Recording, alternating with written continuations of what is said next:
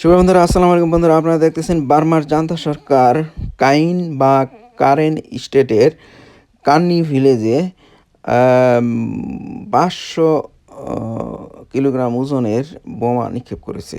আর সেটা আর আঘাতে ৬ জনের মৃত্যু হয়েছে। এভাবেই বার্মার জান্তা সরকার হত্যা করে যাচ্ছে নির্বিচারে সেখানকার সিভিল নাগরিকদের। তারপরে আপনারা দেখতেছেন সেখানকার ম্যাপ। তারপরে তারা কি করেছে, মন স্টেটেও একটা বাড়ির উপরে মর্টার নিক্ষেপ করেছে, ১২০ মিলিমিটার মর্টার। এই বাড়িটি একেবারে জ্বলে গেছে। এখানে ২ জন মানুষ আহত হয়েছেন। তো এভাবেই বার্মার জান্তা সরকার নির্বিচারে সেখানকার সাধারণ নাগরিকদের উপর হত্যাযজ্ঞ চালিয়ে যাচ্ছে, যেটা মোটেই কাম্য নয়।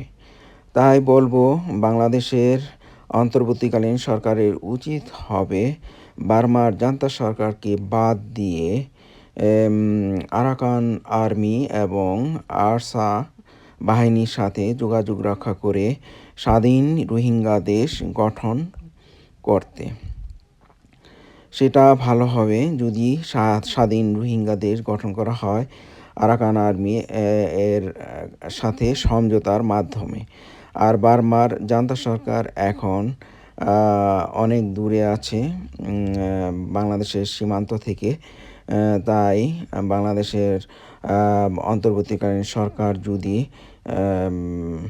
ভারতকে তোয়াক্কা না করে সরাসরি আরাকান আর্মির সাথে যোগাযোগ করে রোহিঙ্গাদের দেশ রাখাইন, যেটা এখন নাম, সেটাকে স্বাধীন করে রোহিঙ্গা দেশ করতে পারে, সেটাই হবে বাংলাদেশের জন্য মঙ্গলজনক।